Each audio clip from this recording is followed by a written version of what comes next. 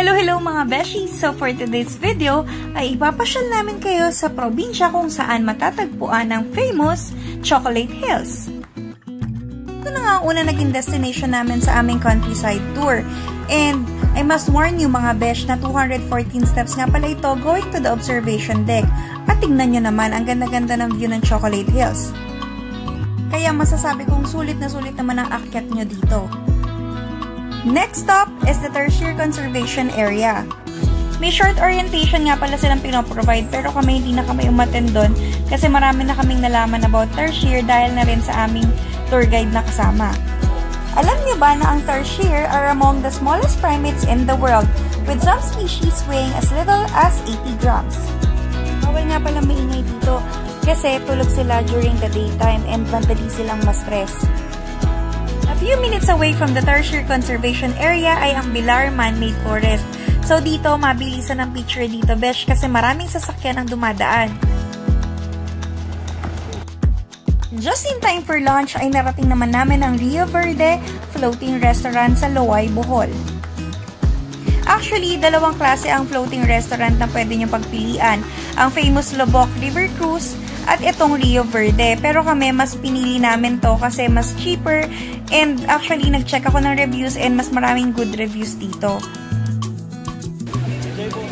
Thank you! This is actually my second time in Bohol pero first time ng family ko. And ang natry ko before, nung unang punta ko, ay yung Lobok River Cruise. Okay din naman siya, pero kung ako ang tatanungin nyo, since na-experience ko na both, masasabi kong mas nagustuhan ko tong sa Loay. In terms of food, mas okay kasi yung mga food nila rito para sa akin ha. And of course, since marami kami, malaking bagay sa amin yung mas mura siya ng 150 pesos than Lobok River Cruise. Same lang din naman kasi sila ng concept, so I think wala naman masyadong malaking difference when it comes to experience. And ang difference lang pala nila is sa Lobok River Cruise, ang makikita nyo doon ay ang mga children of Lobok based on my experience before. And dito naman, may pinuntahan kami ditong Ati Tribe na makikita nyo later.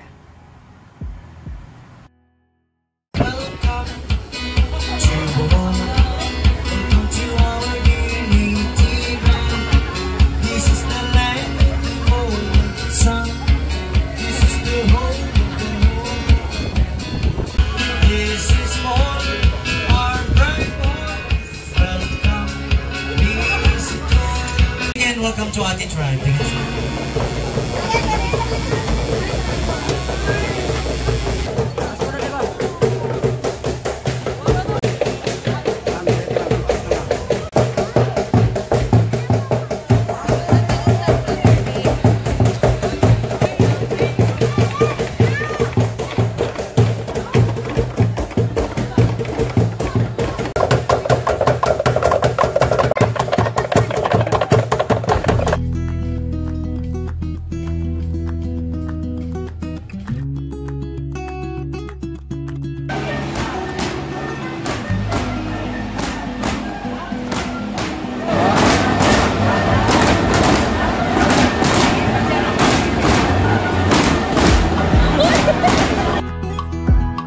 Next naman na pinuntahan namin ay ang Exotic Animal Park and Butterfly Garden. So dito, if you like seeing snakes, marami kayong makikita rito at malalaki sila at nakakalat lang sila. Mabait yung mga staff dito at meron din namang ibang animals na pwedeng makita pero manage your expectation kasi maliit lang talaga tong lugar na to. Next up is the Sikatuna Mirror of the World. This place is a beautiful landscape garden na kung saan may mga replicas of world-renowned statues, such as the Statue of Liberty in New York, Christ the Redeemer in Rio de Janeiro, the Merlion in Singapore, and a lot more. So para ka na rin nag-around the world in a day, hehe. Meron din pala silang restaurant sa taas if you want to grab some snacks. Actually, medyo nagtagal nga kami dito kasi bigla ba namang bumagsak yung malakas na ulan. Pero ayun, nung huminto, nag-ikot-ikot kami ulit. So dito, you should be ready with your poses kasi napaka-instagrammable nitong place na to.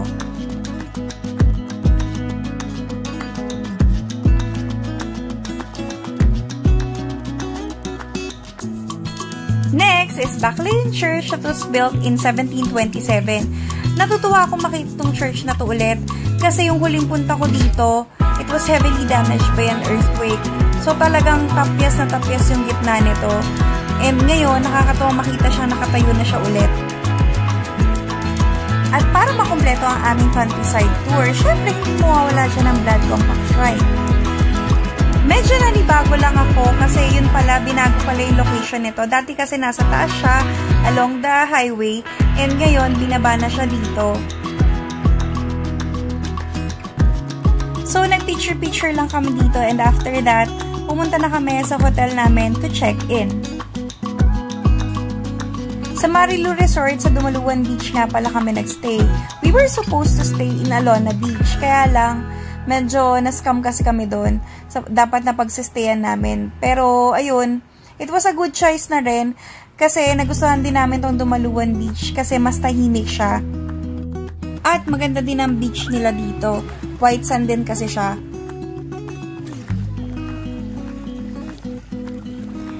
It was 6 AM on our second day in Bohol nung sinundo naman kami na bangkero namin para naman sa island hopping namin.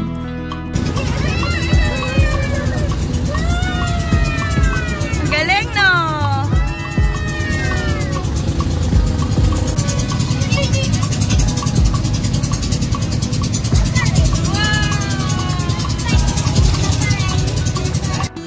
So, after namin panoorin ang mga dolphins na sumabay sa bangka namin, dumiretso naman kami sa Balikasag Island. 189, 190. Dito naman ay sumakay kami ng small boat, papunta naman dun sa may bandang medyo malalim na part para naman maghanap ng pawikan. After Balikasag Island ay pupunta naman kami sa Virgin Island. Unlike nung unang punta ko na low tide talaga, so nakapaglakad pa ako dun sa may sandbar. Nung pumunta kami dito ngayon ay may tubig siya, so mababaw lang naman. Kaya lang yun nga, hindi nakita ng mga pamangkin ko yung mismong sandbar.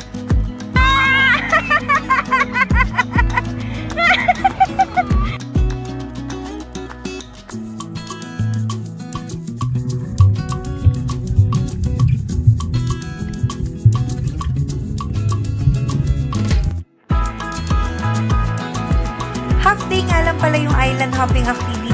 So after that, binalik na kami ng bangkero sa mismong hotel namin. O diba ang ganda rin ng Dumaluan Beach? Enjoy na enjoy din yung mga pamangkin ko mag-swimming dito.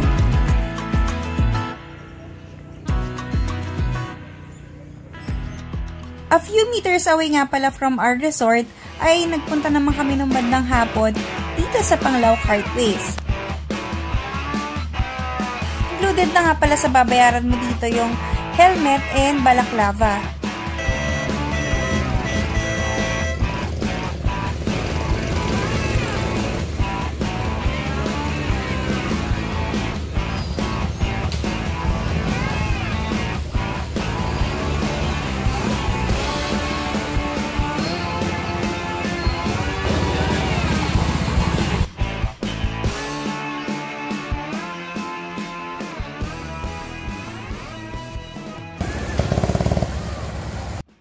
So, after that exciting go-kart activity, ay bumalik na kami dun sa resort. Kung pagod ka na mag-swimming sa beach, meron din nga pala sila dito mga swimming pools na open until 9 PM. So, dahil maaga pa, nag-decide kami maglakad dun sa may beachfront area naman. At alam nyo ba, nakahilera lang na tong resort namin ang ilan sa mga kilalang resort dito, gaya ng Bohol Beach Club and Oceanica, or formerly known as South Palms Resort. Di na nga lang kami umabot dun sa may bandang Oceanica kasi malayo-layong lakarin na siya. So, nagstay na lang kami dito at kumain dun sa may Paluto sa may Dumaluan Beach Resort, dun sa public resort na katabi ng Marilu Resort. On our third and last day in Bohol, sinulit na rin namin yung beach. So, nag-check out kami nga mga bandang 12 o'clock na. And after that, nag-proceed na kami dun sa last tour na in-avail namin, ang Panglao Tour. Half day nga lang din pala ang tour na to. And ang first destination namin ay ang South Farm. Perfect na perfect ito for kids. Hindi naman na kinailangan ng tour guide dito sa loob. Kailangan mo lang sundin yung mga signages na makikita mo and may mga mag-a-assist naman sa iyo per station. Kasama na din nga pala dito yung animal feeding and horseback riding.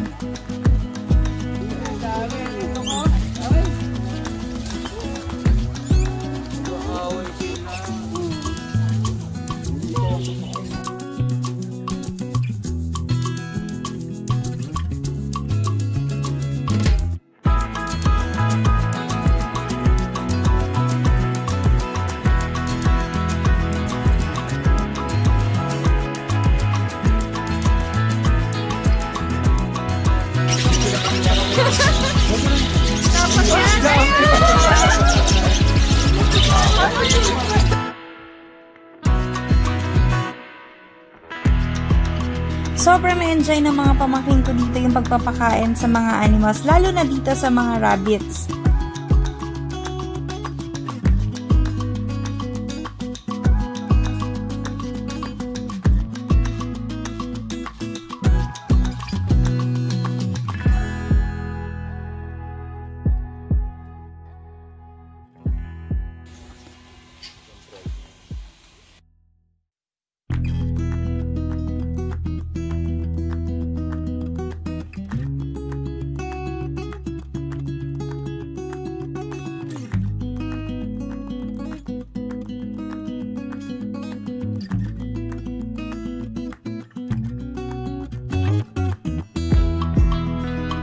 By the way, aside from the animals, meron din nga pala ditong restaurant and coffee shop.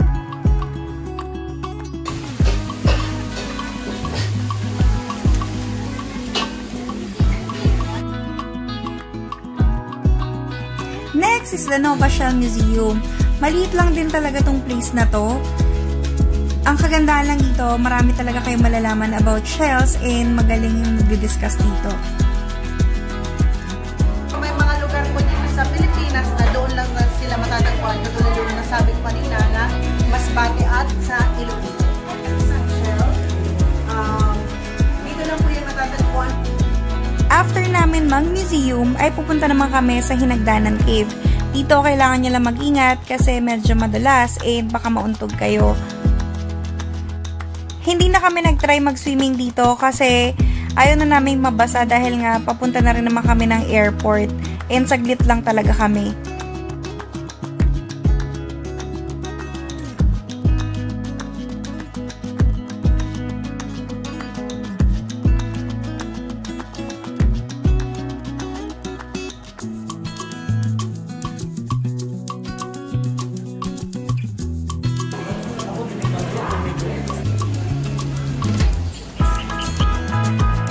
And to complete our Bohol trip, nagtungo naman kami sa Bohol Farm. Actually, ito yung dating tinatawag na Bohol Bee Farm. Kaya lang kasi wala na yung mga bees. Kasi nung bumagyo, nakawala daw yung mga bees. Kaya ayun, naging Bohol Farm na lang siya. So dito may pasalubong center. Maganda rin naman mag-picture-picture dito. Tapos, meron din naman dito ang restaurant. And huwag niyong palalagpasin dito ang kanilang ice cream. And that's it for today mga besh. Thank you for watching. Don't forget to click like, share, and subscribe. Bye!